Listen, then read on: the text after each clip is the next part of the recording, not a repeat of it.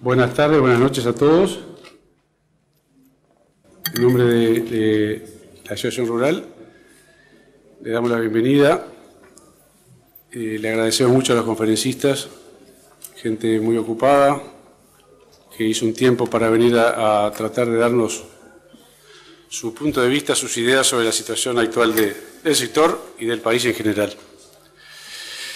Lamentablemente tuvimos un pequeño problema técnico porque habíamos preparado un video que vamos a ver si por ahí lo podemos pasar al final, pero si no después lo vamos a pasar en la exposición y después lo podemos, estaba en internet, pero yo voy a tratar de, en 2 minutos, para no ser pesado, resumir un par de conceptos de los cuales habíamos armado este video para la exposición, que repica un poco la idea del año pasado, que ya la directiva anterior había expuesto en la exposición del año pasado. Básicamente es ubicar al sector agropecuario dentro del contexto del agronegocio. ¿Eso qué quiere decir? Que el sector agropecuario no es un sector que está aislado, separado del resto de la economía, como muchas veces se ha escuchado decir, sino que el sector agropecuario desde hace mucho tiempo se ha definido ya por profesores en universidades americanas que lo han empezado a manejar el concepto del año 55, que está totalmente entrelazado con los sectores industriales y de servicios que le proveen insumos, por un lado, y a su vez las materias primas que el sector agropecuario produce son materias primas para el funcionamiento de las industrias y de los servicios que provee. Por lo tanto, se produce un entrelazamiento económico que se llama el agronegocio y nosotros tenemos que acostumbrarnos a manejar esa idea, porque de esa forma el sector agropecuario tiene una importancia que es sumamente mayor a la que muchas veces se lee por ahí cuando se lee que el sector agropecuario es el 8% o el 9% del Producto Bruto del país. Cuando se mide de esta forma, el sector agropecuario es del orden del 20 o el 30% o más, y es el sector más grande de la economía. Y lo otro que destaca el video es la capacidad de multiplicar producto y la capacidad de multiplicar empleo que tiene el sector. También muchas veces hemos escuchado y se ha dicho por ahí durante años que el sector, por ejemplo, el sector agropecuario no genera empleo. Entonces, de vuelta, cuando se mira y se mide el agronegocio, encontramos que el sector agropecuario es un gran multiplicador de producto y de empleo. Nos lo avalan trabajos que tenemos internacionales y ahora el Uruguay lo ha hecho hace 2 o 3 años, lo hizo el Departamento de Economía de la Facultad de Ciencias Sociales, el DECON, donde avala exactamente y mide estos números y para sorpresa de muchos es el sector que más empleo multiplica, junto con algún otro sector más de la economía. Está al tope de la multiplicación de empleo. Y esto es muy importante. Es muy importante para saber el país donde vivimos, en el país donde trabajamos, y darle lugar desde el punto de vista de políticas, desde el punto de vista como productores, y aprender a que estamos como agronegocio es una ecuación de varias variables, donde si se toca una, se toca un precio, se toca un impuesto, inmediatamente afecta el producto final, que es el costo, viene a ser el costo unitario del producto o de beneficio de todo el agronegocio. Entonces, si tuviéramos suerte de poderlo ver, pero básicamente esos son las ideas, los conceptos grandes que tiene el trabajo de este hecho. Y yo no voy a entretenerlos porque vinimos a escuchar a los señores panelistas. Le vamos a empezar a dar la palabra de a uno en forma democrática. Vamos a hacerlo por orden alfabético para que no haya ningún... Empezamos entonces con la carne. Empezamos de la parte de producción. El ingeniero Pablo Carrasco. Le voy a resumir un poquito su currículum. Casado, 5 hijos, ingeniero agrónomo de la UDELAR, maestría y doctorado en la Universidad Federal de Río Grande do Sul. Docente de Facultad de Agronomía, Estación Experimental Mario Casinoni, entre 1981 y 1992. Director de Confin Consultores entre 1992 y 1999. Director de Comisión Ganadera desde 1999. Columnista de El Observador. Sí, muchas gracias, Pablo. Hola. Bueno, buenas noches. Yo el que agradece obviamente es este honor soy yo. Es una mesa realmente privilegiada y es una responsabilidad enorme estar acá y hablando del rubro más importante del Uruguay, ¿no? Como imaginarán, yo no puedo hablar de otra cosa. Mi tema es la ganadería y me pareció que el uso del tiempo que se puede hacer de manera más eficiente era tomar un análisis del sector ganadero o de toda la cadena en realidad, un análisis FODA como se dice, es decir, fortalezas, oportunidades, debilidades y amenazas, ¿no? Creo que si seguimos ese orden podemos por lo menos tener el ejercicio de obligarnos a priorizar cosas. Es un ejercicio que siempre es interesante hacer porque si no uno se va por las ramas. Voy a cumplir mis 15 minutos y voy a empezar por lo menos diciendo lo que entiendo son las fortalezas de la cadena, ¿no? Cuando hablamos de fortalezas son cosas que dependen de nosotros, cosas que hemos hecho bien, cosas que son activos nuestros y por mérito nuestro, no cosas que vienen de afuera. Eso se llaman oportunidades, no fortalezas. Y en la fortaleza yo creo que tenemos una cadena sólida, interesante, que se relaciona de la manera que ha definido relacionarse por el mercado, por la ley de oferta y la demanda, y que los que vendemos tratamos de vender lo más caro posible y los que compran tratan de comprar lo más barato posible. No somos socios, no tenemos contratos, salvo con contadas excepciones, y creo que todos estamos cómodos en esa cadena. Por lo menos creo que los participantes de la cadena estamos cómodos en ese lugar. Eso yo creo que es una fortaleza y la tenemos hace años, por eso es interesante mencionarlo. Después, otra fortaleza que cuando uno se pone a pensar, por ejemplo, si un candidato político le pidiera un trabajo para preparar un programa de gobierno, es muy bueno tener que opinar en este sector y no en otros. En el sentido de que este es un sector que no necesita que se hagan grandes cosas, ni necesita de activismos estatales hacia él, precisa simplemente de calma, de mercado y organización para crecer. Es decir, que es un sector que si lo dejas más o menos quieto y en paz, es un sector que va a crecer. Digamos, difícilmente podamos decir eso de la industria o difícilmente podamos decir eso de servicios o de algunos otros sectores. De forma que la vocación del sector es crecer, de entrada. Y esa es la materia prima y la gran fortaleza que se tiene en este país. Fortaleza también que capaz que no nos damos cuenta, pero quienes estamos viajando por lo menos empezamos a apreciar cada vez más, o cuando traemos a alguien de otro país y recorre el Uruguay nos damos cuenta de ese privilegio, es la ubicación geográfica.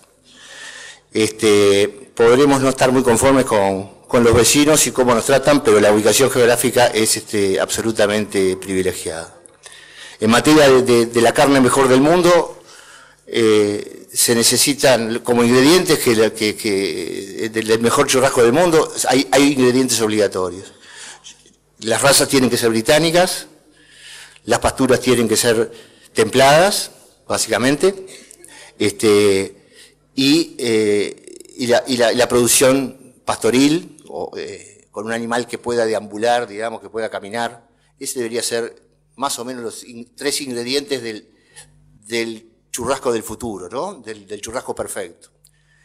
Y eso está acotado en la geografía, seguramente entre el paralelo 30 y 35, eso es pleno, pero no ocurre así si nos vamos hacia el trópico, donde no tenemos ni las pasturas templadas ni las razas británicas, ni no es así si nos vamos hacia el polo, donde el invierno nos va a obligar a que el animal no pueda deambular, a estabular. Imagínense por un momento de que el hombre desapareciera del planeta, nadie tomara cuenta de la ganadería.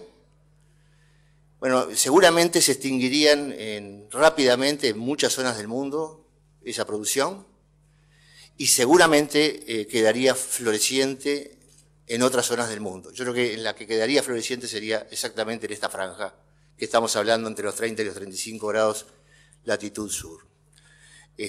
Lo demás, todo requiere trabajo del hombre y cosas artificiales.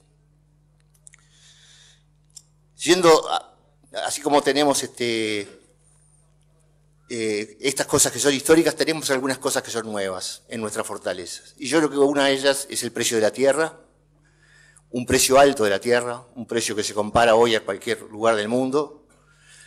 ¿Y por qué eso pienso que es una fortaleza? En primer lugar, porque, bueno, termina con un novillo, una hectárea, y el negocio cambia, el nombre del juego cambia. En vez de comprar la estancia de al lado, la única alternativa es producir más. Por primera vez se generan las condiciones de que la ganadería dé un salto en producción. Y eso no ocurriría si la tierra siguiera valiendo $500. No habría ingeniero agrónomo que nos convenciera de ponerle 2 pisos al campo si vendiendo un novillo de mi casa me compro una hectárea del campo de al lado.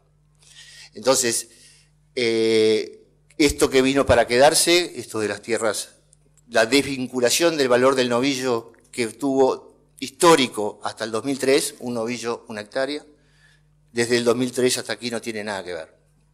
Cuesta varias veces más una hectárea de tierra que un novillo y eso cambia absolutamente el juego. Esos son nuestros méritos, digamos, que más o menos dependen de nosotros y que las cosas que hemos hecho bien. Pero yo creo que tenemos bastantes cosas en el debe y que son debilidades o oportunidades tal vez. Y la primera que yo diría es que si nos comparamos con otros países emergentes en materia de carne,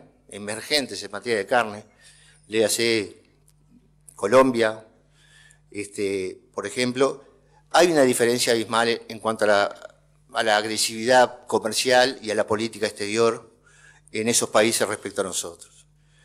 Si uno hace la cuenta de cuánto se gana en la cadena de la carne desde que se cría un ternero hasta que se vende en una góndola, yo diría que el eslabón que gana más es la aduana de Estados Unidos o de Europa. El 24,6 en Estados Unidos que hay que pagar para entrar a la carne, que no le cuesta al aduanero ningún trabajo, ninguna inversión y ningún riesgo, es muchísimo más dinero del que nosotros estamos haciendo hoy con el ternero. Y eso yo creo que es algo, no solamente que no es justo, sino que no es lógico no tener a alguien que esté arrasando esas barreras, por ejemplo, con tratados de libre comercio, con las oportunidades que hemos perdido, ¿no? Tener un tratado de libre comercio con Estados Unidos significaría hoy una competitividad mejorada en un 24,6%, que si lo pusiéramos en términos de valor del dólar o en otro factor, nos consideraríamos un cambio, un antes y un después.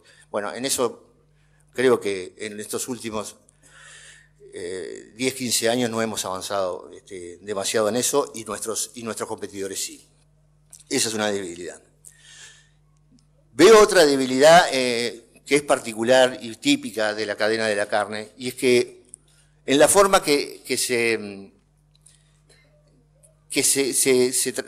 vende la carne en el mundo, solo para faenar y para exportar carne, no sé por qué la exportación de carne es un evento considerado tan peligroso. Yo creo que es más fácil exportar armas a Estados Unidos que llevar un contenedor de carne.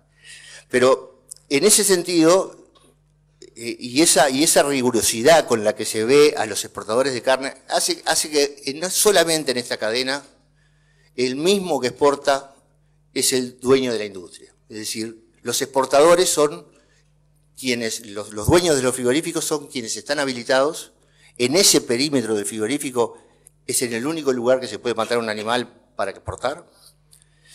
Y por lo tanto, tendremos tantos exportadores como frigoríficos tengamos. Y yo creo que eso es muy poca gente.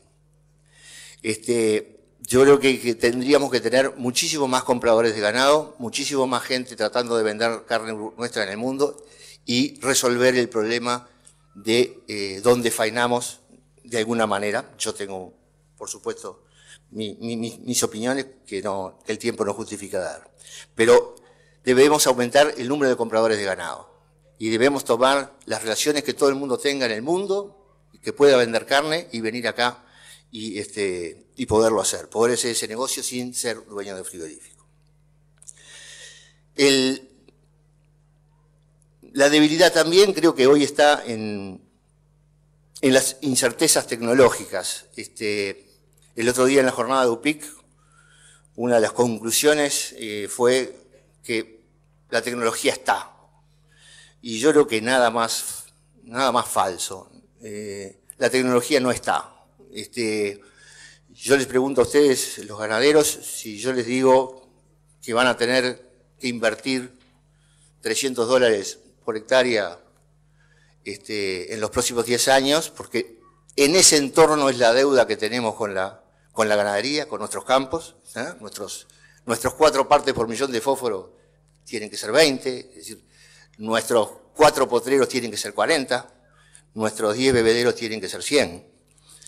Y eso cuesta un dinero y no sabemos, no tenemos certeza si nos ponemos a dividir, si hacemos un novillo y casé, si lo gastamos en ración, si plantamos sorgo granífero y lo ponemos en una bolsa.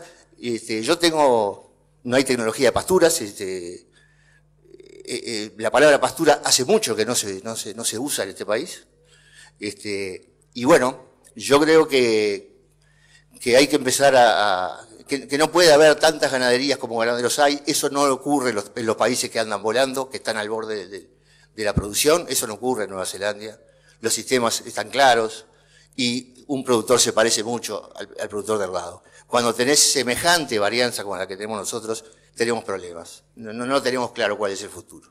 Entonces yo allí acuso, digamos, de alguna forma a que la investigación no nos está dando paquete llave en mano. La investigación, los investigadores nunca pagaron un sueldo, digamos, entonces yo quiero ver los resultados realmente funcionando, quiero ver predios funcionando en manos de investigadores, y quiero ir todos los años a copiar las novedades que ellos generen. Finalmente, las debilidades, bueno, no se puede obviar que tenemos un serio problema de costos, no podemos ser el gasoil más caro del mundo, sueldos como los de Estados Unidos, con una ganadería que es económica, absolutamente económica, competitiva, 100% competitiva, pero que tiene a la hora de pagar los costos que no dependen de ella, que no dependen del productor, es la más cara del mundo. Tanto los aranceles con los que entra la carne en otro país, como en el gasoil que se compra en la estación de servicio. Allí hay mucho para hacer, si realmente se hace conciencia de que estamos hablando del único rubro ganadero que nos podemos plantear hoy con un crecimiento potencial del 50%, del 80%, ¿por qué no? Todos sabemos que estamos mirando cómo el sol se transforma en pasto y cómo el pasto se transforma en carne, y no estamos haciendo mucho más que eso, es decir, en materia de productividad. Nuestros 100 kilos son inamovibles, nuestros 100 kilos de carne, y por lo tanto, como esto fue tan bendito, bueno, es el único rubro que quedó atrasado y que hoy sí puede responder. No puede hacerlo la lechería, ya está jugando al límite, no lo puede hacer la agricultura, yo creo que ya parecería que no va a volver a tener esas superficies, no lo puede hacer la forestación, es la que seguramente tenga mayor tecnología, y sí lo puede hacer la ganadería. Entonces, si se trata de eso, bueno, si soy Estado, tengo que tratar de invertir en donde pueda haber respuesta, no donde no la hay. Eso es una oportunidad. Somos los únicos que podemos crecer al 80% de los próximos 20 años. Después, el mundo va a pedir, la otra oportunidad que tenemos, que el mundo va para exactamente el novillo que nosotros producimos. El novillo a pasto con trazabilidad, razas británicas, con bienestar animal. Va hacia ahí. Es decir, por lo menos la carne más cara. Yo no digo que no habrá alguien que pique búfalos y haga empanada, pero hamburguesas, pero cuando queramos jugar en las grandes ligas, el mundo combina perfectamente el futuro con lo que nosotros mejor sabemos hacer, producir un novillo a pasto. La otra oportunidad es que no hemos nunca... Esta es una cadena que a todas luces como producto no es un commodity. A todas luces. Son cientos de productos que salen de una vaca, que se transforman en cosas diferentes, que van a todos los estratos sociales. Es decir, es obviamente un producto sofisticado, no es un commodity. Y sin embargo, él empieza desde el ternero y hasta que pasa la aduana de otro país cuando se exporta, va como commodity. Y allí pega ese gran salto en garrocha y los márgenes del que lo compró, que lo transforma realmente en un specialty, son indecentes. Es decir, entre el valor con que entra la carne CIF, digamos, a un país y el valor que está en la góndola de ese país, hay por lo menos un margen de 200%, muchísimo mayor del que nosotros estamos generando aquí. Es decir que tenemos que empezar a tomar parte de ese valor y el mundo está ideal para eso, las redes sociales, hoy yo puedo, digamos, obviar a las grandes cantidades de camiones y galpones y industrias, en la medida que yo pueda conectarme con el público final consumidor y le pueda vender una buena historia para venderle carne. Entonces, ese valor es el que tenemos que empezar a morder porque estamos absolutamente desproporcionados aquí.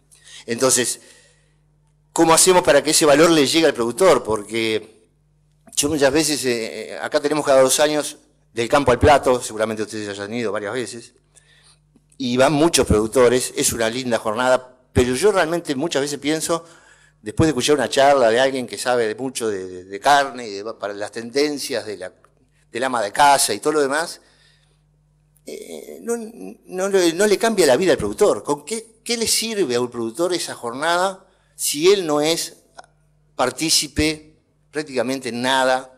Él vende el novillo, no sabe ni a dónde va. Y entonces, ¿dónde podrá el productor obtener valor? Y va a ser cuando el motivo de que una carne sea cara esté en la estancia de ese productor y no en la caja que embala la carne o en la cantidad de grasa que tiene. Es decir, si hay algo que se hace en mi casa, sea carne Angus, carne Hereford, carne a pasto, es decir, procesos, pero procesos que son hechos en el campo, entonces el productor va a poder valorizar su animal y ser parte de la captación de valor. Si no, es realmente un componente obligatorio de la cadena, pero del cual no tenés por qué repartir ese valor, porque no aporta más que materia prima, más que commodity. Esas serían, digamos, las oportunidades, ¿no? Hay valor para involucrar en el campo, el mundo va a pedir lo que producimos y tenemos una capacidad de crecimiento del 50%. En amenazas yo no veo otras amenazas. Las amenazas son las cosas que nos vienen de afuera, las que no podemos cambiar. No veo otra amenaza que una competencia que tiene casi todo esto claro, digamos. Países que tienen casi todo esto bastante claro y lo están resolviendo. Entonces, es, como decía Porter, el problema o el riesgo nuestro es quedarnos a mitad de camino, no ser ni la carne más barata, ni el precio más alto, ni los costos más bajos, ni el precio más alto. Tenemos que o ser el de costos más bajos, ser un Brasil, o ser el de precios más altos, ser un Estados Unidos. Pero no al medio, porque para el medio me parece que no hay oportunidades. Finalmente, yo creo que hay tareas para hacer Y una es, para el productor, bueno, plantearse la inversión. Esto de la tierra cara va a tener, a mi modo de ver, y ese es uno de los grandes cambios que estamos en el medio, y capaz que como estamos en el medio del proceso que va a durar 25 o 30 años, no nos damos cuenta, y es que cuando las tierras tienen este valor, difícilmente el que la trabaje y el dueño sean los mismos personajes. Es decir, yo veo que la tierra va a ser de otros y que la van a producir o la van a explotar los que saben hacerlo. Pero el negocio inmobiliario mezclado con la producción ganadera no va a existir más. Por supuesto, eso no va a ocurrir de un día para el otro. La vocación y el amor al campo mantiene muchísima gente en su campo en lugar de arrendarlo al doble de lo que le gana a él. Y esa vocación yo la entiendo, es más, cuando me retire es lo que voy a hacer, tener un campo y hacer todo lo que, contrario a lo que estoy diciendo en esta charla, pero disfrutar de ese campo por calidad de vida. Pero yo hacía el chiste, lo tenía en la radio, digamos, en el mismo aviso mortuorio, cuando ese productor muere, se está ofreciendo el campo en arrendamiento porque los 6 o 7 hijos que tiene, tienen otro concepto y seguramente independencia de ese ingreso. Entonces, las tareas para el que es inversor va a ser poner al día la ganadería, los $1.000 o $2.000 que le faltan de inversión, de fósforo, de divisiones, de bebederos, de todo lo demás. Las tareas va a ser involucrarse en la creación de valor. Pensemos qué cosa interesante hacemos en nuestro campo que perdure hasta el corte en la góndola. Porque lo que no perdura desde mi casa a la góndola no vale. Entonces pensemos ese tipo de cosas. Creo que para el Estado hay unas cuantas cosas para hacer, ¿no? Es decir, la política comercial, ya les digo, no puede ser que el aduanero sea el que sale ganando de esta cadena. Los costos para un rubro que va a crecer un 50% son hacernos una trampa solitaria, pegarnos un tiro en el pie. No tiene el menor sentido. La investigación tiene una deuda gigantesca, trabajando de una manera totalmente diferente y no en parcelas.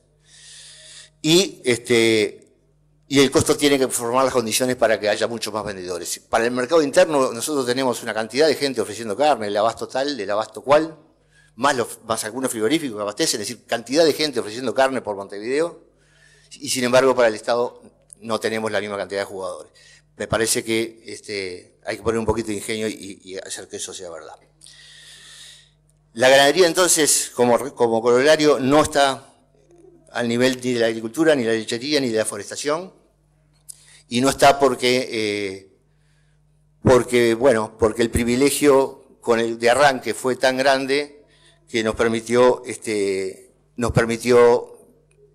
sobrevivir sin hacer demasiados esfuerzos, y porque los costos de la tierra no justificaban en absoluto tecnificarse y pintar de verde, como en facultad nos enseñaron salir a pintar de verde los campos.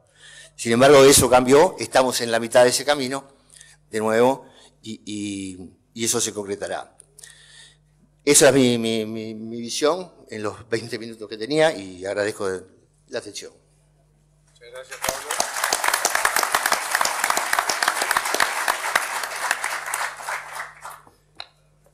Y le pasamos al sector de la carne, el sector industrial de la carne,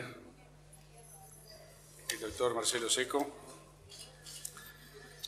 doctor en medicina veterinaria, graduado en UDELAR, con especialización en la Universidad de Minnesota en Beef Cattle Production, Nutrition and Management. Desde 1992 a 2001, gerenciando la compra de hacienda y producción del frigorífico Tacuarembó. De 2001 a 2006, director de operaciones del frigorífico Tacuarembó.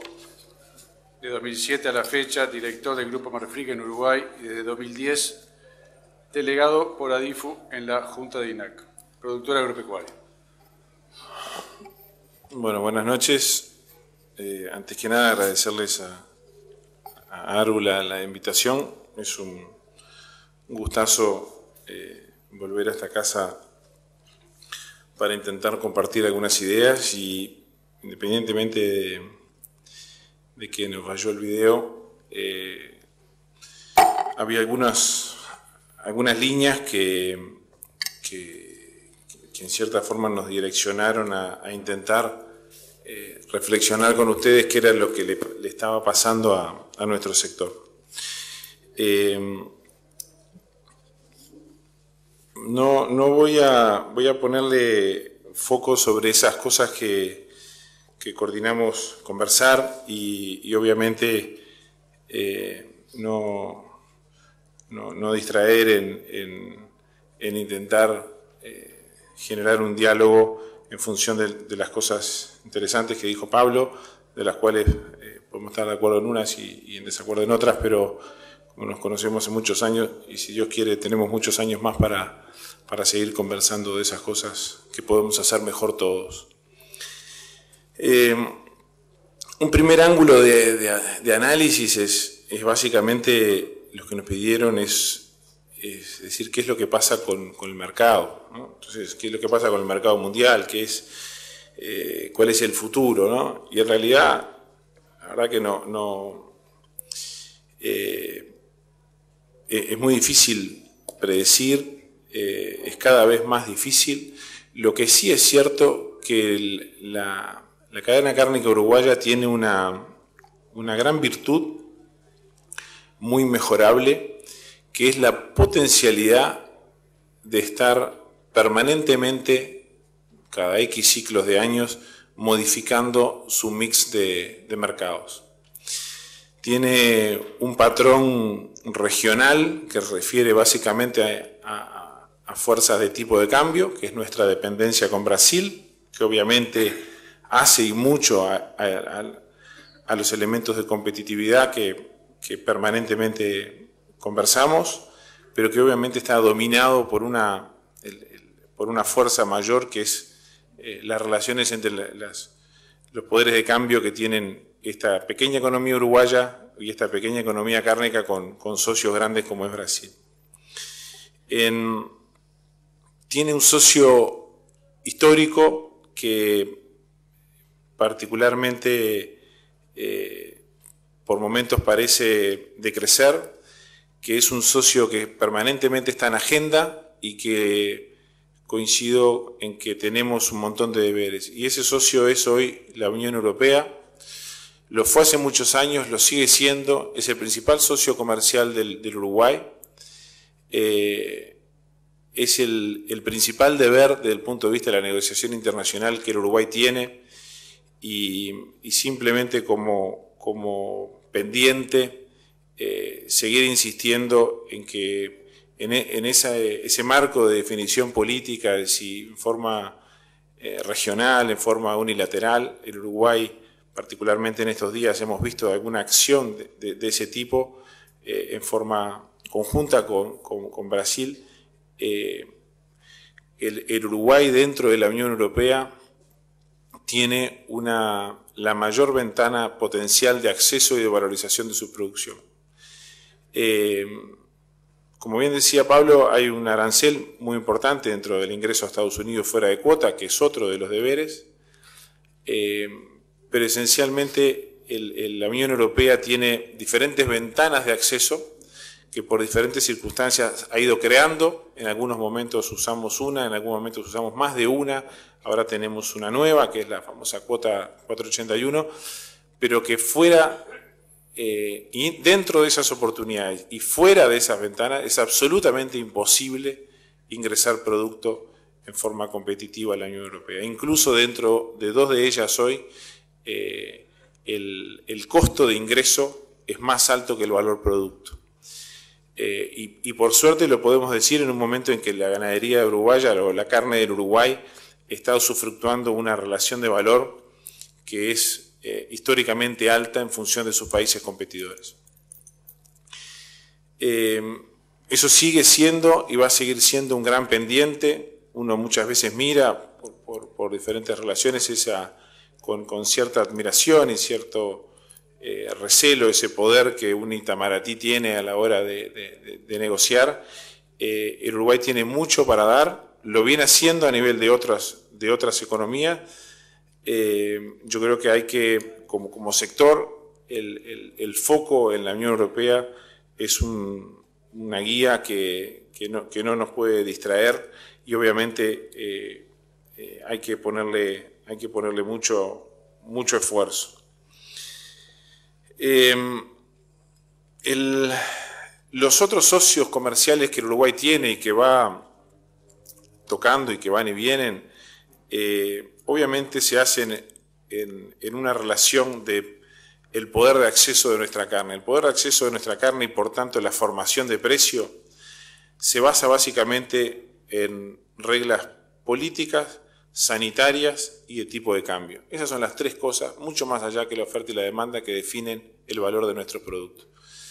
Entonces, el principal o los principales factores siguen estando en el marco de esa negociación internacional, obviamente por ser un país netamente exportador, y yo comparto plenamente que toda esa oportunidad de crecimiento del Uruguay ganadero que tiene va a ser y va a seguir siendo un saldo exportador, y por tanto el principal deber del Uruguay es y sigue siendo el marco de la negociación internacional, básicamente en esos dos ámbitos, político y sanitario. Sobre los otros mercados no me voy a extender. Yo quiero sí, y a propósito traje conmigo esto, que es el anuario estadístico de INAC del año pasado, que está en la web. ¿Por qué? Yo creo que el negocio, estoy absolutamente convencido, el negocio carne con Uruguay es el negocio que más capacidad tiene de generar información a todos los uruguayos, no solo a los que estamos involucrados en el sector.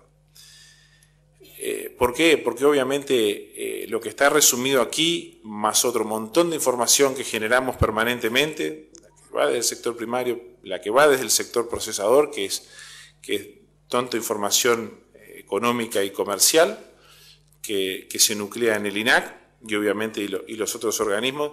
El sector de la carne en Uruguay, muy a pesar de muchos de esos comentarios que muchas veces nos entretienen, es el sector que más información y donde mayor acceso a información tenemos desde todo sector que nos interese analizar. Yo creo que eso es una virtud que hemos venido desarrollando durante muchos años, no es solo nuestra, es una relación de interés que el Uruguay ha tenido con uno de los sectores principales de la economía agropecuaria, y que obviamente hoy en una relación de fuerzas mucho más equilibrada con lo que es la agricultura y la forestación de lo que era años atrás. Bienvenido sea. El otro elemento que me interesaba comentar y que discutimos de cómo, y en cierta forma Pablo lo rozó, es el posicionamiento de nuestra carne, ¿no? En ese incesante, más allá de lo que es el mercado regional y lo que es, en oportunidad, y lo que es básicamente la Unión Europea, en ese incesante cambio de mix o de intentar generar la mejor formación de precios con cada kilo o cada pedacito del animal que uno desarma, es muy difícil muchas veces trabajar en profundidad en los mercados. Obviamente que esa barrera intraaduana es protegida más allá del arancel, es costosísima de entrar, por momentos la escala nos ayuda, por momentos la escala no nos ayuda, pero es un ejercicio que aún está en el debe, principalmente por el tiempo de permanencia que tenemos dentro de algunos mercados. Obviamente esa explosión 2006 que tuvimos de un acceso a Rusia, que pasó a ser nuestro principal socio comercial de un día para el otro, esa explosión que tenemos desde el año pasado en el acceso a China, donde hace un rato conversábamos con Pietra, que sinceramente la carne miraba el acceso a China hace más de 2 años con poca perspectiva de poder competir con Australia, y hoy es, en términos de volumen, particularmente este año, el segundo mercado de importancia. Toda esa recomposición permanente que el Uruguay hace se le hace muy difícil desde el punto de vista comercial poder permanecer y trabajar en profundidad. Eso sigue siendo, primero, lo que intentamos hacer todos los días. Segundo, el debe y el ejercicio permanente en los mercados en los cuales tenemos más estabilidad. Pero principalmente, la principal barrera que tenemos a todo eso es el costo del acceso. Muchas veces no hay posibilidad de capturar en el mercado final un margen tal que supere lo que es el escenario de protección que esas fronteras tienen. En el ovino pasa algo similar. Ha habido en el Uruguay un desarrollo, de lo cual nuestra empresa en Brasil fue pionera en Uruguay, que es el famoso desarrollo del cordero pesado, obviamente apuntando en un mercado de Brasil, y pocos creíamos que hoy algunos productos de los cuales exportamos a Brasil con un dólar de 2.40 en Brasil, pudiese China ser hoy competitivo a la hora de cotizar o de formar el valor de nuestro cordero. Nuestro cordero era esencialmente Europa y Brasil en la formación de precio, era el que marcaba el mercado con una gran estacionalidad como tiene la producción uruguaya. Bienvenido sea el escenario de que otros actores, en este caso China, pueda acceder, y bienvenido sea la oportunidad de poder trabajar dentro del mercado chino en mejorar la captación de valor que sin duda en la primera barrera de entrada uno entra como comoditizado. No me quiero ir de un comentario comercial, que todo lo que es atributos de producto, sin duda que el mercado los reconoce, y sin duda que en algunos intentamos trabajar de la mejor forma posible. El tema es que ese tipo de atributos a los cuales podemos captar en el mercado tengan una valorización tan que recompense una transferencia de valor. Si no, obviamente son puros ejercicios semánticos.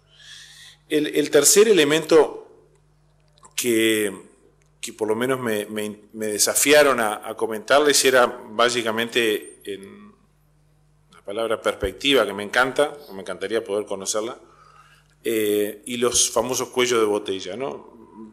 Básicamente decían, bueno, ¿cómo la industria puede ser más eficiente y cómo podemos mejorar la competitividad de la carne uruguaya, ¿no?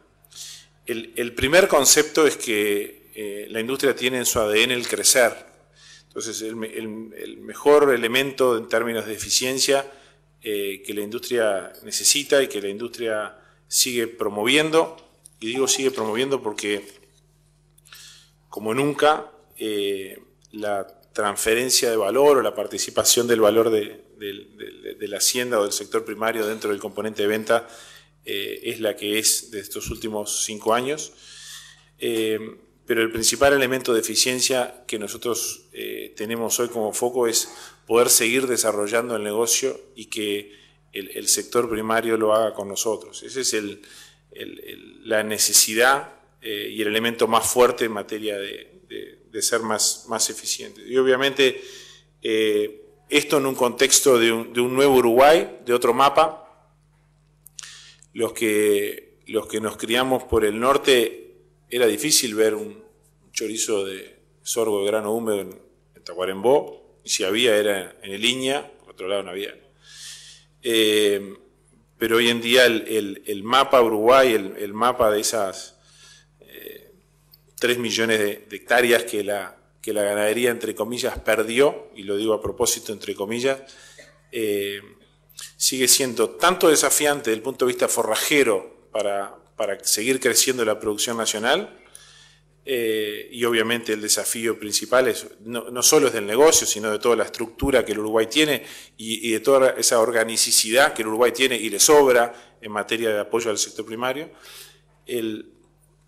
Pero básicamente a lo que intento ir o a lo que voy es en que ese contexto de cambio o ese nuevo mapa que tiene el Uruguay hoy, desde nuestro punto de vista o de mi punto de vista en particular, está encontrando un nuevo equilibrio, ¿no? Y ese nuevo equilibrio,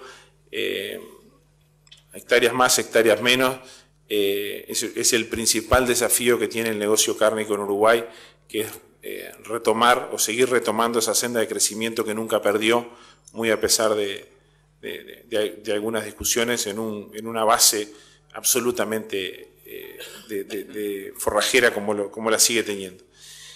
Y obviamente los otros elementos de cuello de botella que refieren y que desafían a la competitividad de nuestro negocio sigue siendo lo que refiere a nuestra estructura de acceso, ¿no? Nuestra estructura de acceso al mercado es el principal desafío que el Uruguay tiene, conjuntamente con una definición en términos de políticas públicas de qué es lo que queremos hacer o cuál es el marco que le queremos dar al funcionamiento de estos negocios. Yo no voy a entrar aquí en lo que ha sido, por lo menos en estos últimos 5 o 6 años, lo que es el aumento incesante de los costos en dólares, salvo en este último trimestre, de los cuales, tanto desde el punto de vista salarial y desde el punto de vista energético principalmente, la estructura de funcionamiento de nuestro negocio en sí, de procesamiento, se vio fuertemente afectada en un componente porcentual mucho menor del precio de la capacidad que tiene el peso del valor de la hacienda sobre nuestro negocio, pero afectada al fin, y en el fondo esa discusión que nos involucra a muchos sigue siendo importante seguir teniéndola y seguir discutiendo como lo hacen otras economías cárnicas, como lo hace Nueva Zelanda, como lo hace Australia, para no exportar impuestos, para ser competitivos, para tener un aparato, para reforzar ese aparato cárnico que el Uruguay tiene, esa gran organicidad que muchos nos envidian,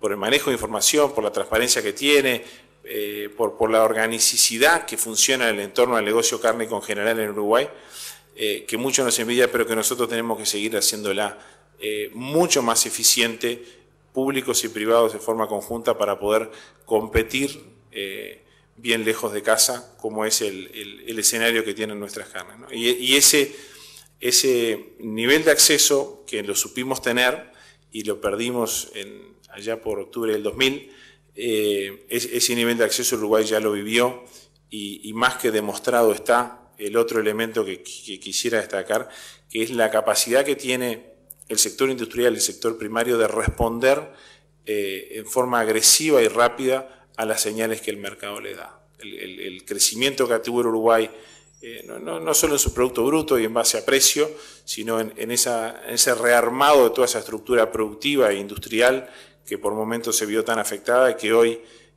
nuevamente enfrenta el desafío de ser competitiva y de seguir creciendo. Muchas gracias y quedo después a las horas.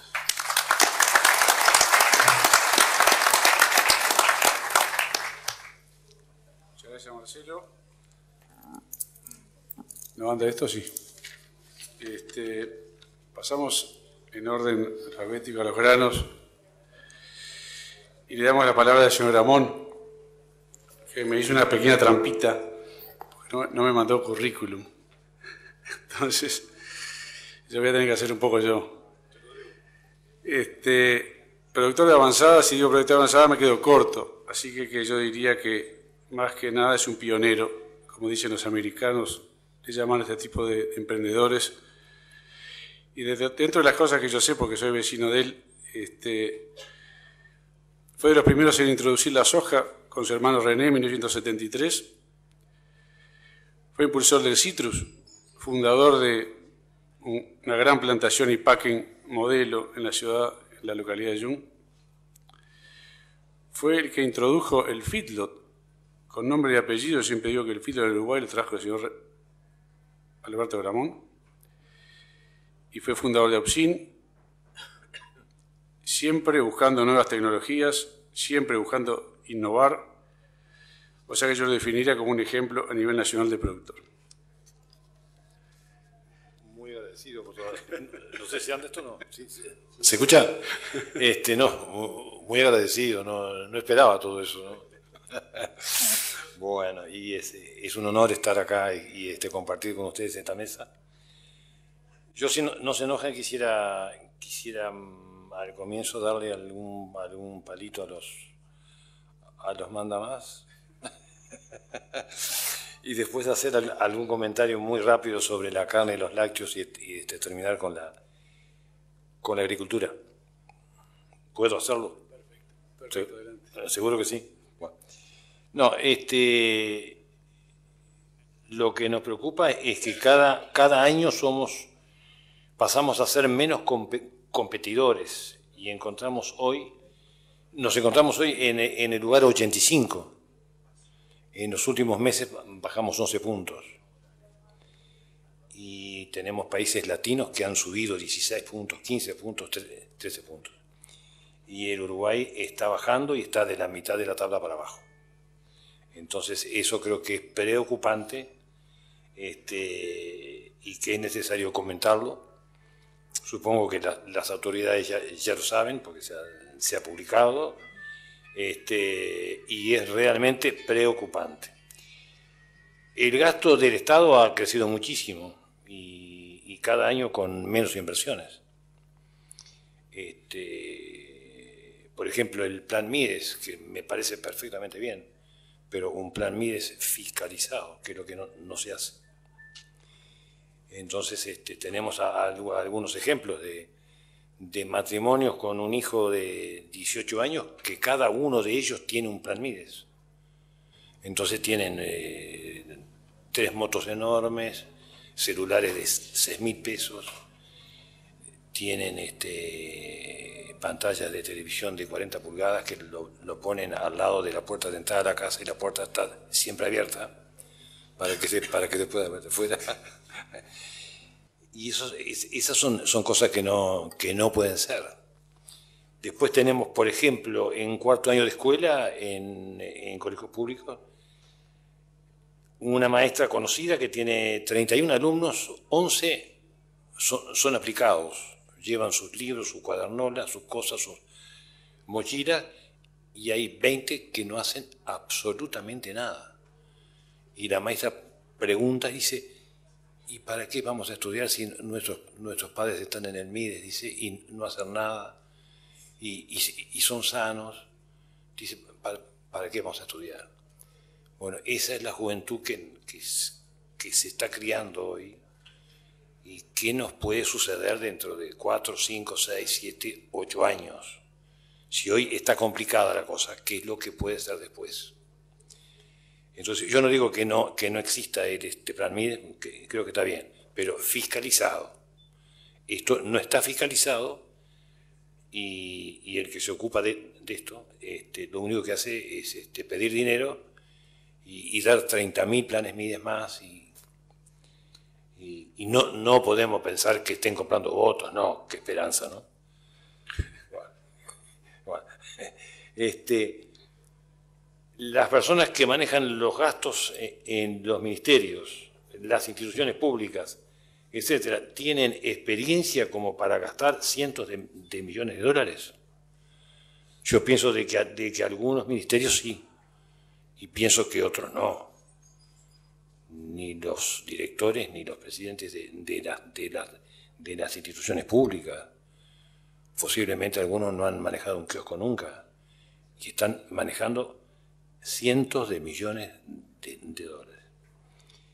Y lo otro que nos preocupa más, porque es tan chocante, el último gobierno de Valle en el 2004, el gasto del Estado fueron 3.000 millones de dólares. Y para este año se votaron 15.000 millones de dólares. Con infraestructura cero.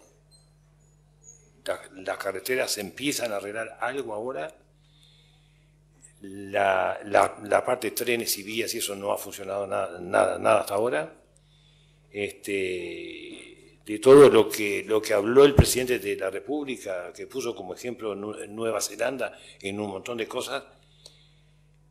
Nueva Zelanda en el Ministerio de Obras Públicas tiene 9 funcionarios. 9.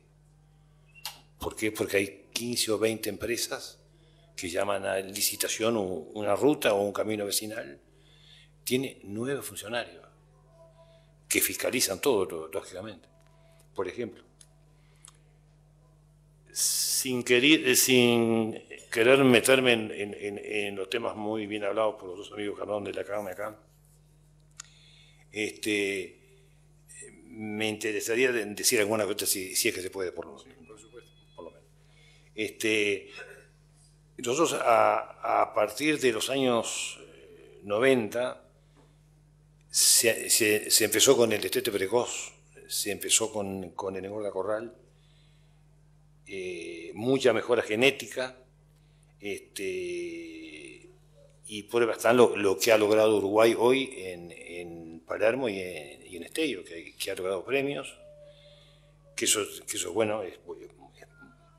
Y otra es la apertura de los mercados, que según tengo entendido se han abierto muchos mercados para la carne en esos últimos años, donde aparentemente INACA ha hecho un trabajo bastante bueno, Farati.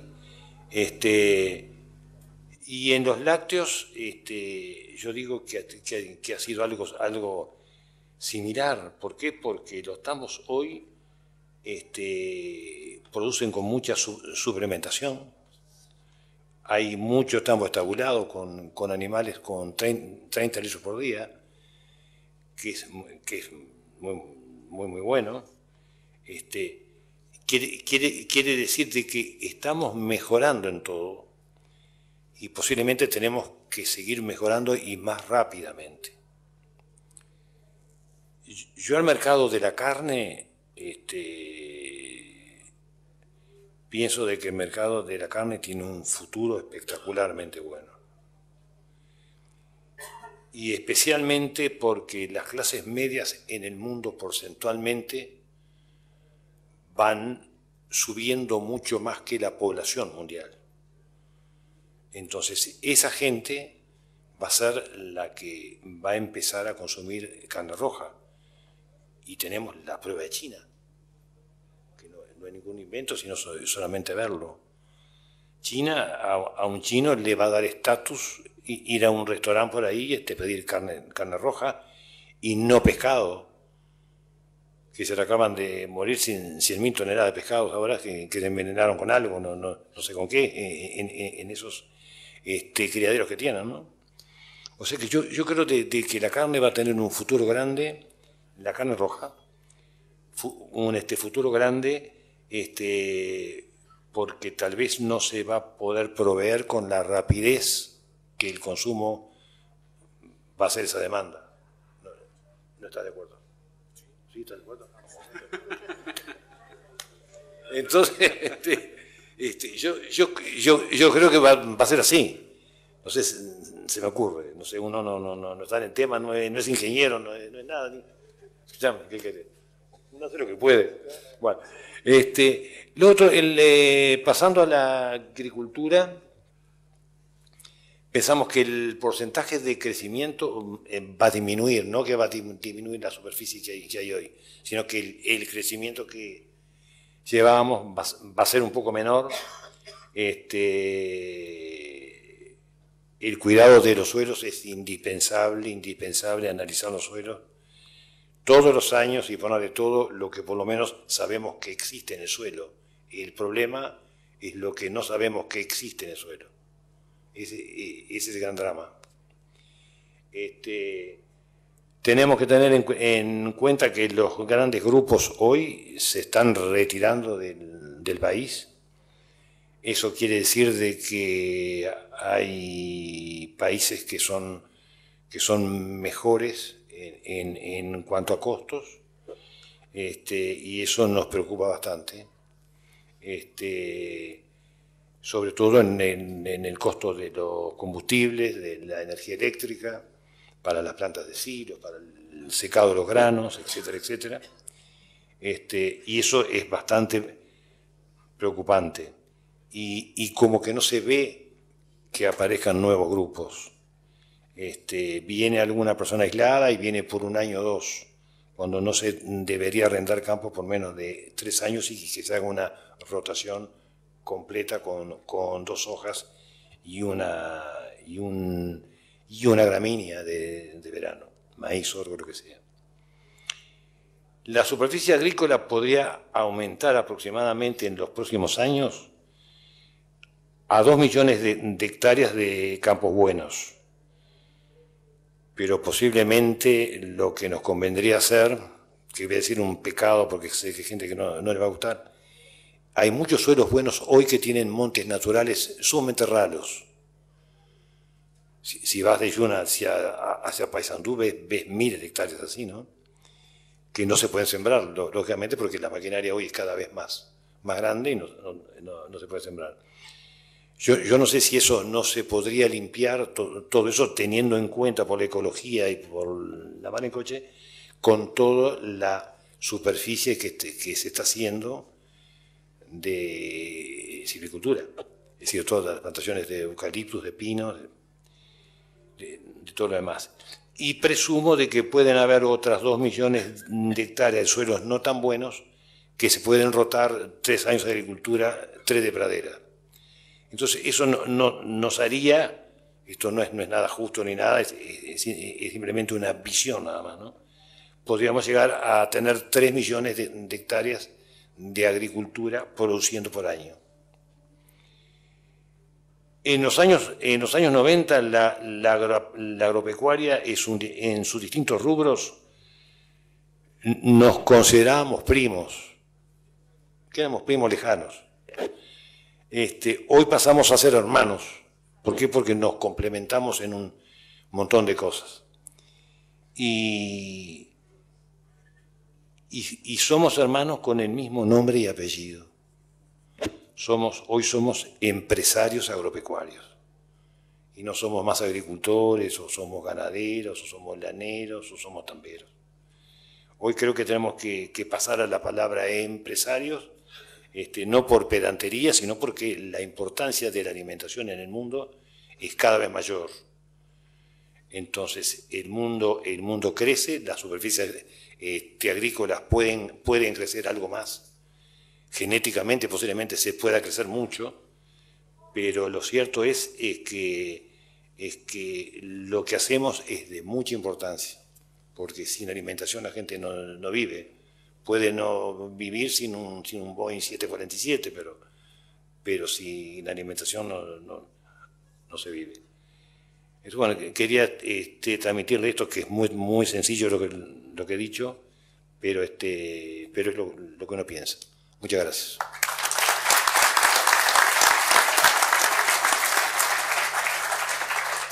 Sencillo pero muy claro, Toto. Bueno, seguimos. Ahora nos toca una buena combinación de productores y empresarios industriales a la vez, así que hacemos la combinación ya en la persona. Seguimos con el ingeniero Eduardo Pietra, maestría en Economía en la CIDE, México, presidente de la Central Lanera Uruguaya, presidente de Fundasol, presidente de la Cámara de Comercio Uruguay-China. Ahí nos puede contar algún detallecito de China. Y propietario agropecuario. Así que, Eduardo, adelante. Bueno, muchas gracias. Agradezco especialmente a la Asociación Rural que me haya distinguido para integrar este panel con tan selecto grupo de compañeros que tengo aquí en esta mesa. Y yendo ya al grano, lo primero que resulta bastante obvio es que creo que un análisis de este tipo hay que hacerlo por cadena productiva. La propia composición de esta mesa está indicando que esa es la forma de hacerlo. Y lo otro que también es bastante obvio y que hay que decir es que cuando uno mira una cadena productiva, la mirada tiene que empezar del mercado y ir pasando luego por la industria, por el comercio y llegar a la producción primaria, porque no se trata de producir cualquier cosa y que después alguien trate de venderlo, sino recibir las señales de mercado y transmitirlas y producir lo que los mercados están dispuestos a comprar y pagar mejor. Lo otro que hay que tener en cuenta es que en el caso de Uruguay, por la dimensión del país, por la dimensión de su mercado externo, obviamente el mercado es el mundo, el mercado es la exportación. Bueno, acá hay un par de rubros donde el mercado interno pesa algo, como es la carne o los lácteos, pero de todas maneras el mercado externo es el mayoritario, de lejos, y en los otros rubros es casi que absoluto. Por lo tanto, hay que analizar una cadena que tiene que necesariamente ir hacia el exterior y competir en el mundo para colocar su producción. Y en términos de competir, bueno, la forma más primitiva de competir es competir por precios bajos. ¿Por qué alguien va a comprar mi producto? Porque yo soy capaz de ofrecerlo más barato. Eso, la manera de competir entonces es bajar costos y la manera de hacerlo es aumentar la escala. Pero eso progresó rápidamente. La segunda manera de competir es hacer que el consumidor prefiera nuestro producto no porque es más barato, sino porque es mejor, porque tiene más calidad, porque se adapta más a sus gustos, y para eso tenemos que diferenciar el producto. Y finalmente a eso se le puede agregar otra forma de que mejora la competitividad, que es articular la cadena productiva, de manera que funcione en forma articulada, que reduzca los costos de transacción, que mejore todos los procesos tecnológicos, de manera de ganar una alta competitividad de esa forma. Dicho estas cosas generales, pasamos a ver lo que pasa a nivel primario, a nivel del comercio y a nivel de la industria, focalizado después obviamente en el sector ovino.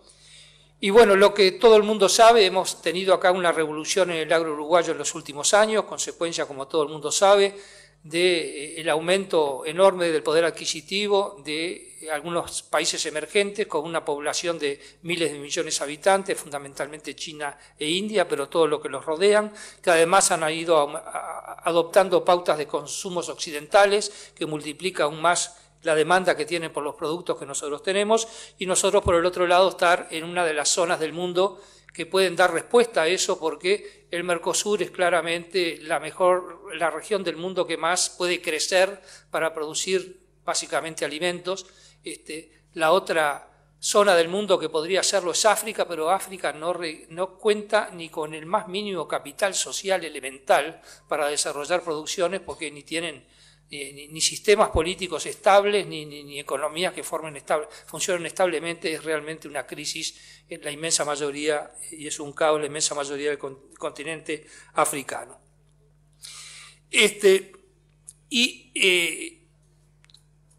Esto ha llevado, obviamente, como ya lo dijeron varios panelistas, a un aumento muy grande de los precios de lo que vendemos, y eso ha llevado a una valorización enorme del valor de la tierra, y para poder justificar tener en explotación una hectárea de tierra que vale miles de dólares, necesariamente hay que multiplicar el valor en términos de dólares que se extrae de ella, porque si no, la ecuación no cierra, no tiene sentido, y esa hectárea va a terminar arrendándose o vendiéndose a alguien que realmente pueda sacar la rentabilidad necesaria para justificar su valor.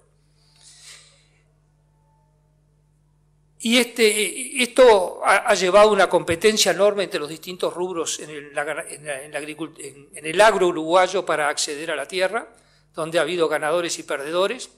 Clarísimamente los grandes ganadores en los últimos años ha sido la agricultura y la forestación, que había empezado antes con la ley forestal, que han avanzado ocupando cada vez más millones de hectáreas, y ha perdido la ganadería en su conjunto, que ha perdido varios millones de hectáreas hacia la forestación y hacia la agricultura.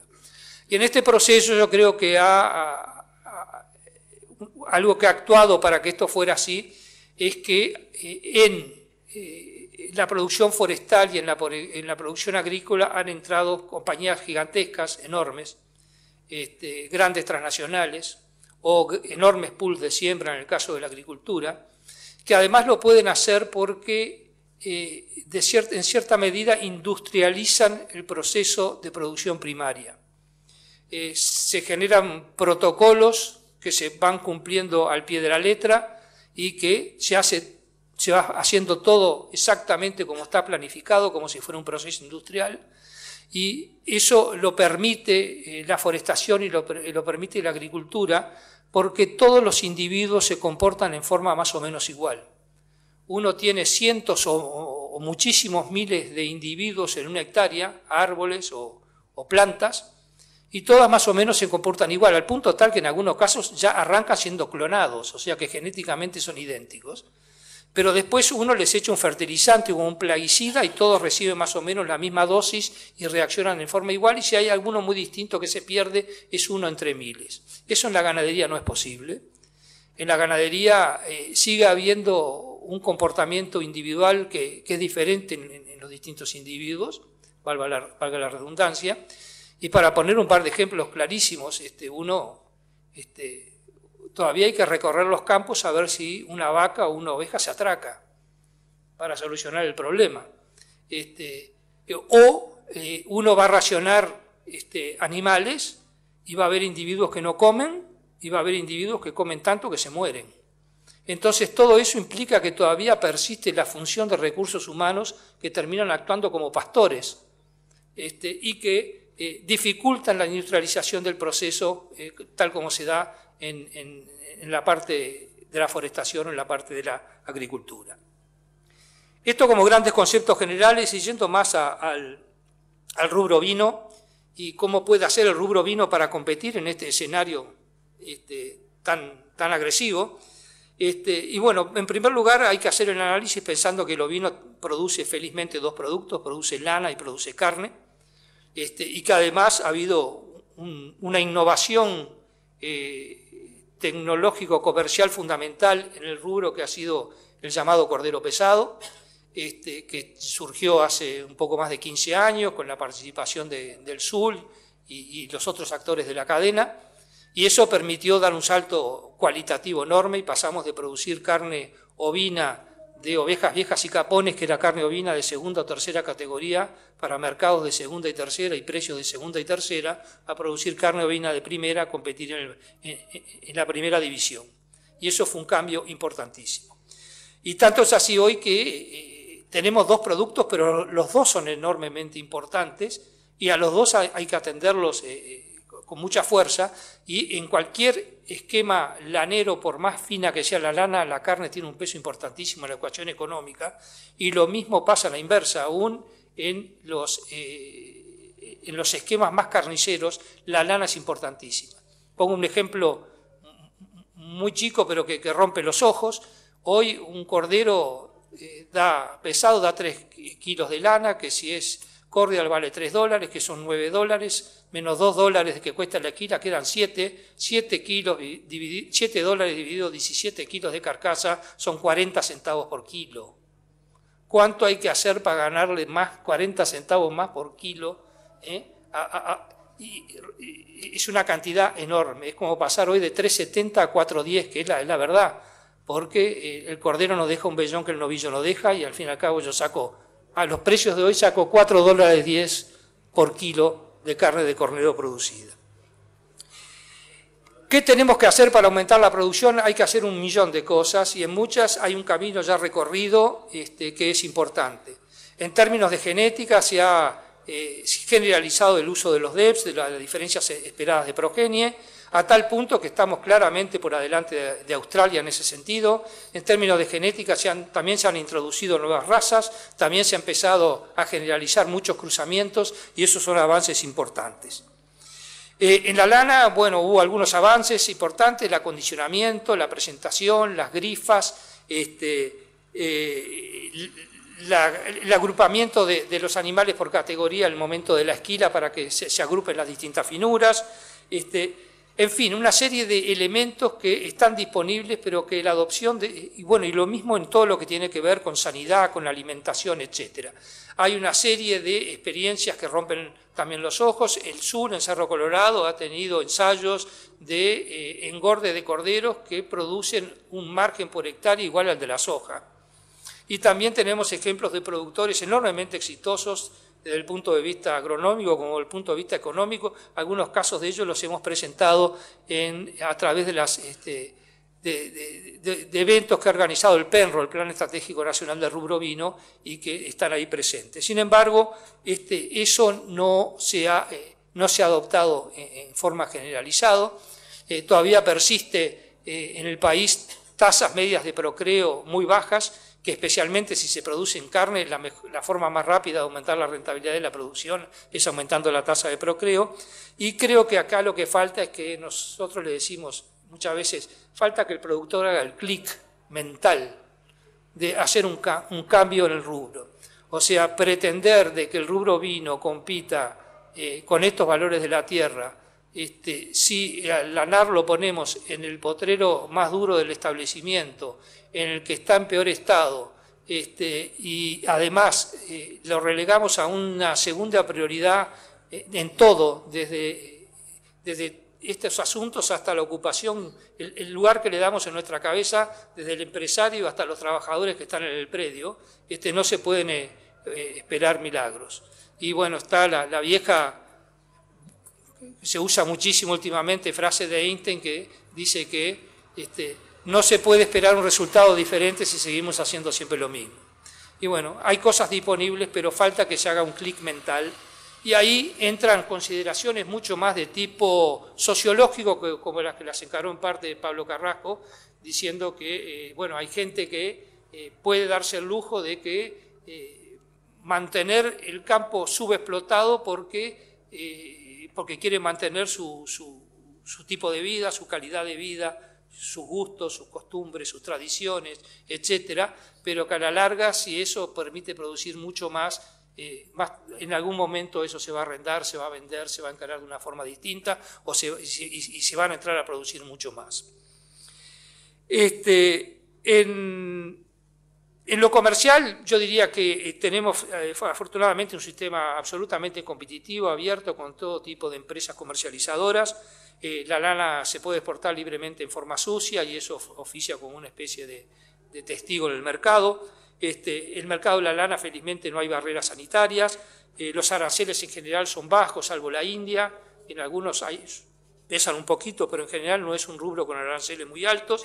Y lo importante de la parte comercial es que sepa trasladar vía precios las señales del mercado. Eso no es tan generalizado, no son muchas, son pocas y más o menos recientes, en algunos casos, las experiencias de trasladar esas señales de precios hacia el sector productor en forma clara. Y pasamos finalmente a la industria, y la industria uruguaya textil, lamentablemente, hoy se reduce a lo que son las peinadurías de lana. Antiguamente tuvimos una industria del hilado del tejido muy prestigiosa, con marcas reconocidas en todo el mundo, como era Campomar o en su momento Idlu. Todo esto se ha ido perdiendo por distintos motivos, algunos de accesos a mercados y otros a lo que hacía referencia en varios panelistas, como decía Gramont. Tenemos costos tan altos en términos de dólares que avanzar en la cadena, incorporando mano de valor agregado, se hace cada vez más difícil si somos un país muy caro en dólares, como el que hemos tenido en la mayor parte de las últimas décadas. La mayor parte de los años fuimos carísimos en dólares. Y hoy lo único que queda de la etapa industrial es la parte de peinado. La industria tiene altísima tecnología, se vive permanentemente invirtiendo para mantenerla. Las industrias tienen todo tipo de certificaciones, de las normas ISO, de los distintos tipos, de producir la Ecotex por productos ecológicos, las normas GOTS para producir tops orgánicos. Somos parte de laboratorios internacionales que regulen todas las mediciones. Y como creo que lo que muestra claramente lo competitiva que es la industria del tops uruguaya es que somos los segundos exportadores de tops del mundo. Y eso no tenemos en nada tenemos esa posición. Y además, no solamente exportamos la lana uruguaya, sino que somos un polo de industrialización, porque el Uruguay exporta 10, 15, 20 millones de kilos de lana por año, de todos los rincones del mundo, lo que muestra lo competitiva que es la industria. Exporta además a más de 20 mercados en todo el mundo, mientras que la lana sucia está concentrada en 2. El primero, China, es más del 80%, se le suma a India y son más del 90%. La industria topista tenemos más de 20 mercados a donde hacerlo, y además tenemos contacto más directo con los clientes y llegamos en aquello que ya llamábamos competir diferenciando el producto a productos sofisticados. Y por ejemplo, los Mercedes-Benz, la gama más cara tiene asientos de cuero, pero la segunda, que tiene asientos de tela, que son mezcla poliéster-lana, la lana en general es uruguaya, de varios de los industriales, los que competimos, vendemos, y van a hilanderos alemanes y terminan en los tapizados de los Mercedes-Benz o de otras de las marcas de altísima gama, o en los sillones de los aviones de British Airways o de Lufthansa o alguno de esos. Y lo otro es que Los exportadores uruguayos tenemos una reputación muy grande de cumplimiento de todos los contratos, de haber estado en todos estos mercados por décadas, de, como decía, cumplir, y si hay un desvío en el contrato, se enfrenta la dificultad y se indemniza si hubo un perjuicio por un problema de calidad, y eso es algo que nos distingue. Hay que ver que el primer exportador es China y el tercero es Argentina, y nosotros estamos en el medio, con un grado de reputación muy importante. Todo esto es lo que nos ha permitido mantenernos vivos. Se dice siempre que la competitividad no es solo tipo de cambio. En la lana lo sabemos de memoria, porque nos hemos mantenido vivos por todo esto que dije, porque si fuera por el tipo de cambio estaríamos muertos por lo que son los costos en dólares que tiene la mano de obra, que tiene la energía y que tiene el transporte interno. Ya diría la presión por los costos administrativos, porque ahora hacemos trabajos para entes del Estado, porque tenemos que ser agente de retención para el IRPF, para el nuestro y el de todos los que nos venden servicios, y del IMEVA, y como eso, y ahora tenemos que ir a la facturación electrónica, y todo eso hay que observarlo con más inversión en gente y en software, y es aumento de costos. Y los fletes, algo que rompe los ojos, es más barato traer una tonelada de lana de Salto a Montevideo que de mandarla de Montevideo a Shanghái, con lo cual queda totalmente demostrado. Dije al revés, es mucho más caro traerla de Salto acá que mandarla de acá a Shanghái, disculpen. Y bueno, para finalizar yo diría que las amenazas que tenemos son estas, de nuestro costo en dólares. La otra amenaza es que así como se fue desarmando la cadena industrial, que tuviéramos algún percance a nivel de peinaduría, me faltaría una madera sin patas acá para tocar, porque en ese caso caeríamos en tener nada más que 2 mercados, con China más del 80%. Eso es lo que le pasa a los australianos ahora, que no tienen más industria, y permanentemente uno lee artículos de la prensa especializada australiana del arrepentimiento que tienen los australianos de tener una dependencia para el más del 70% o ese del 80% de lana, nada más que en el mercado chino. Y yo diría que para terminar, creo que más allá de todo esto, el otro gran desafío y el otro gran que puede ser cuello de botella está en las capacidades humanas, está en nuestras mentes. Todos estos procesos agropecuarios con mucho más tecnología y más intensificación requiere de recursos humanos mucho más capacitados a todos los niveles, a nivel del empresario, de los mandos superiores, de los mandos medios y del personal general, y eso es una preocupación además que se potencia, visto todos los problemas que tenemos en la educación en el país y que también fue mencionado por algunos de los panelistas, pero es uno de los cuellos de botella también el tema educación en el y en el largo plazo, porque después al final la gente es la que hace la diferencia. Pablo Carrasco decía también de que en Nueva Zelanda todos los productores más o menos hacen lo mismo, pero lo que pasa es que tienen una formación distinta a la que tenemos acá, y esa es una de las diferencias. Y a nivel industrial, en el mundo, en distintos países, todos los que tenemos más o menos la tecnología de punta, las máquinas, los fierros son los mismos. La diferencia entre las empresas la terminan haciendo las personas. Muchas gracias.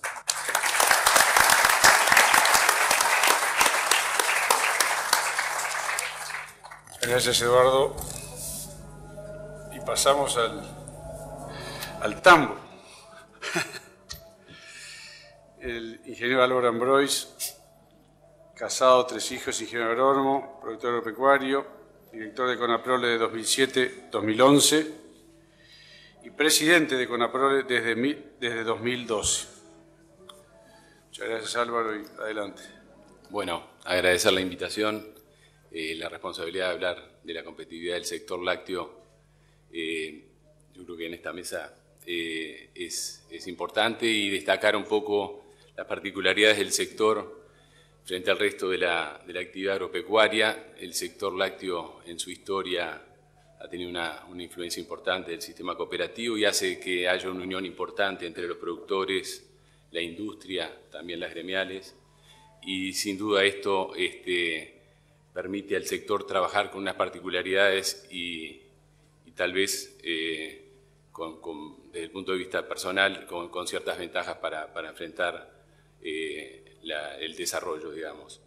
El sector tiene su base productiva en un productor familiar que realmente es invencible, enfrenta situaciones de dificultades con mucha fuerza, y eso lo transmite a todo el sector, lo transmite a la industria, y ese compromiso, sin duda alguna, ha permitido un crecimiento importantísimo del sector, más allá de algunas dificultades que se pueden ver, como por ejemplo manejarse con disminución de área, y a pesar de esto haber tenido un incremento importante de la producción, crecimiento importante de la productividad. Del 2005, por ejemplo, Conaprola recibía 860 millones de litros, hoy estamos cerrando con 1.300 millones de litros, con la misma superficie. Yo creo que esto habla realmente de una capacidad de adaptación del productor que es destacable, sin duda. Y esta capacidad de adaptación del productor va de la mano indisolublemente de la industria cooperativa, que marca un camino, más allá de que hay industrias privadas, multinacionales, que yo creo que también van en esa línea y en esa tónica de desarrollo. Yo creo que el sector ha tenido también un empuje importante con un cambio en el escenario de precios, como hemos tenido todos en la agropecuaria uruguaya, felizmente. En el 2008, 2007, 2008 hubo un crecimiento importante de precios, pero esto no está exento de ciclos, de vaivenes, de altos y bajos. Y una vez más yo destaco también esta fortaleza del sector para poder sobrellevar esas circunstancias. Ejemplos en el corto plazo, 2008 llegamos a un pico histórico de precios con costos muy buenos, esa relación que es fundamental para cualquier sector desarrollarse. Tuvo un brusco cambio y pasamos en un mes a mitad de precios, agravados todavía con una seca importante del 2009. El señor Ramón lo recuerda muy bien porque tuvo un gesto espectacular hacia el sector, pero a pesar de estas cosas, el sector al año siguiente marcaba récords de producción y récords de exportaciones. Yo creo que esto es una característica del sector que yo creo que es destacable, es bueno y es una de las fortalezas, digamos, del sector. Obviamente que todo esto va de la mano de inversiones constantes a todo nivel, a nivel del sector productivo y a nivel del sector industrial, de forma de poder acceder a los mercados más exigentes con el mejor producto. Y bueno, esto nos deja un poco más, con más posibilidades de competir en escenarios complejos, tener un producto de primera calidad, de ser calidad premium. Yo creo que es otra de las características de la producción láctea uruguaya. El escenario de futuro, sin duda, es bueno. El aumento de la población mundial, un poco como decía el señor Ramón, del crecimiento importante de la clase media. En 2005, 1.800 millones de habitantes eran considerados de clase media, y se espera para el 2020 3.200 millones. O sea que esto está claro, marcando unas perspectivas favorables para todos los sectores de nuestro país, particularmente para el sector lácteo. Y a eso nosotros tenemos que enfocar nuestra energía. Uruguay tiene una característica muy particular.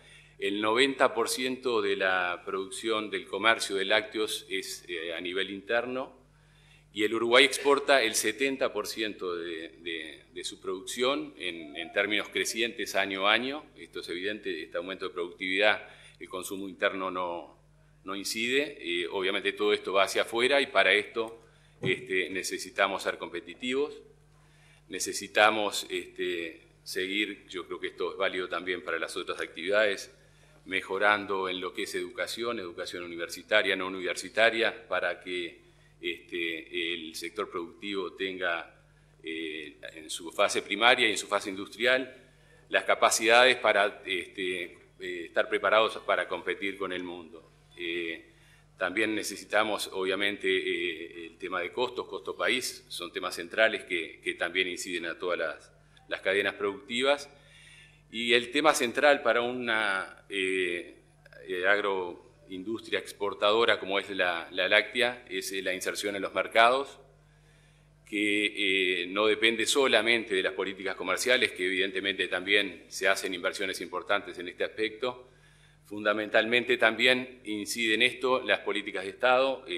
Gracias a estas políticas de Estado hoy se accede a mercados importantes en la región, Venezuela, Brasil, cupos en México, en Estados Unidos, y accedemos evidentemente a todo el mundo, pero el mundo es muy dinámico, es muy cambiante, y mercados que los productos uruguayos logran posicionarse por su excelencia, su calidad, de un día a otro. Ha pasado, ejemplo, con la mozzarella en Corea, con Aprole con exportaciones importantísimas, clientes de años, y hay un acuerdo del NAFTA con Corea, y nos genera a nosotros una desventaja de un 10%. Y de estos ejemplos seguramente hay muchos. Tenemos China, nuestro principal objetivo, un lugar donde estamos creciendo enormemente, sin duda alguna. El crecimiento de la demanda en el mundo está en esa región. Y ya Nueva Zelanda hizo un acuerdo ya hace años también de preferencias arancelarias, que hoy lo sitúa con un 5% de arancel, cuando nosotros tenemos un 10%, y seguramente en el 2018, 2019 ellos van a estar con 0%. Y bueno, esos son los grandes desafíos que sin duda alguna los tenemos que enfrentar juntos con el Estado, y sabemos que el Estado está preocupado en esto, sabemos que hay que ponerle foco, y sin duda alguna allí está un poco las dificultades de futuro. Pero ya digo, el sector es de un gran empuje que surge del sector productivo trabajando codo a codo con la industria, y yo creo que esta es una de las características destacables del sector. Y bueno, un poco era esta la visión de la lechería hoy, con un gran empuje, un gran crecimiento, y no exento de esos ciclos, y prepararse para esos ciclos es nuestro desafío, y para esto no hay más que esto, que invertir y estudiar hacia dónde direccionar el crecimiento. Muchas gracias.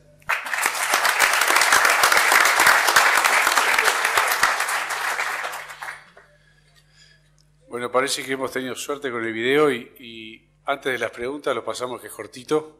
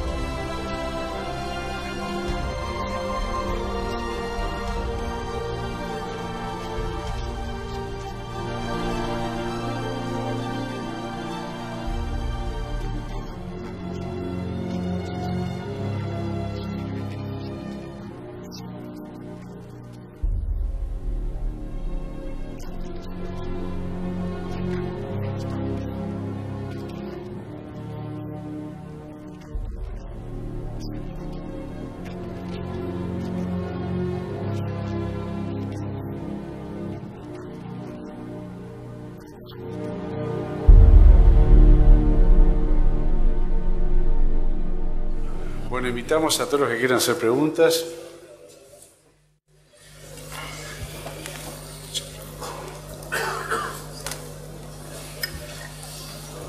¿Cómo cambiamos el gobierno por el infinito? Una pregunta que tengo es cómo es el alfabeto que usaste para ordenar las charlas.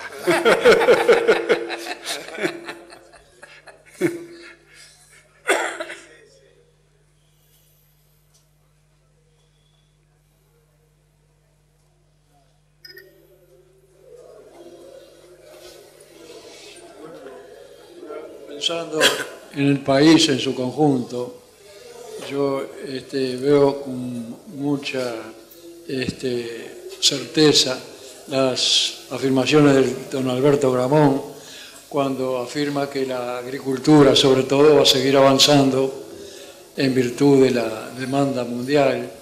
Indudablemente esos campos aptos para hacer agricultura con buen éxito van a seguir aumentando, ¿no?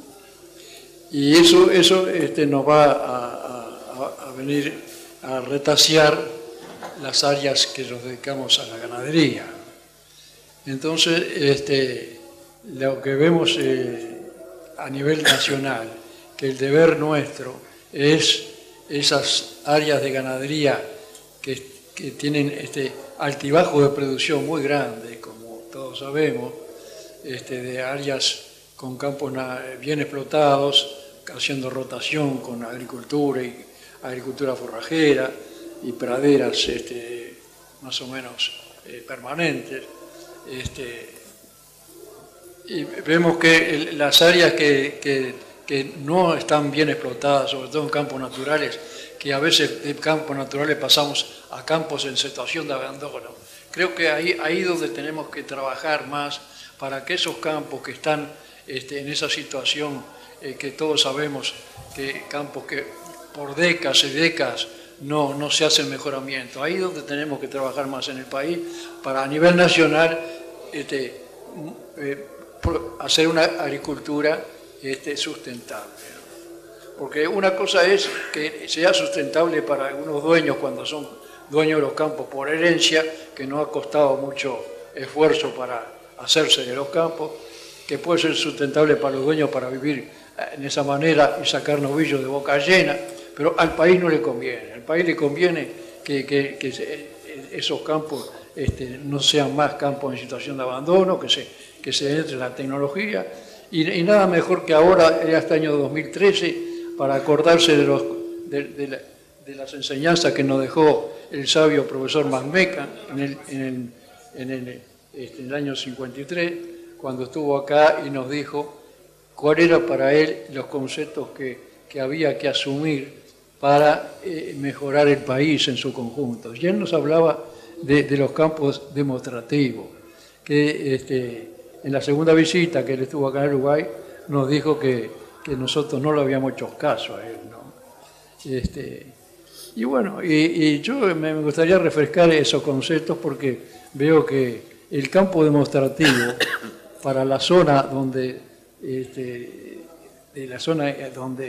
se podrían radicar, siempre que se consigan líderes dispuestos para hacer demostraciones, tanto en la área ganadera como agrícola, serían muy útiles porque la demostración en la zona con los mismos suelos y con el clima parecido es la que tendría que ser, y es la que se practicó en Nueva Zelanda.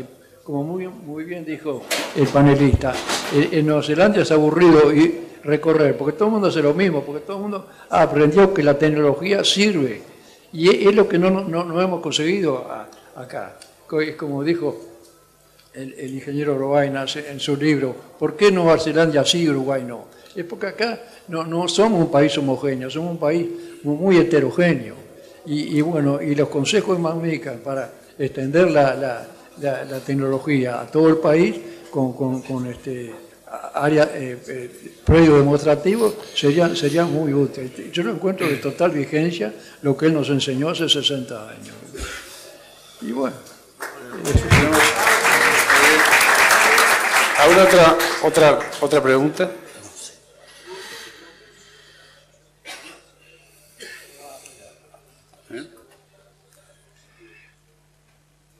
Bueno, se ve que los panelistas fueron excelentes porque... ¿Quién gana hoy? No le quedó ninguna duda a nadie. Muchas gracias a todos. Gracias por venir y muchísimas gracias a los panelistas. Asuntos públicos. Para conocer mejor, para saber más.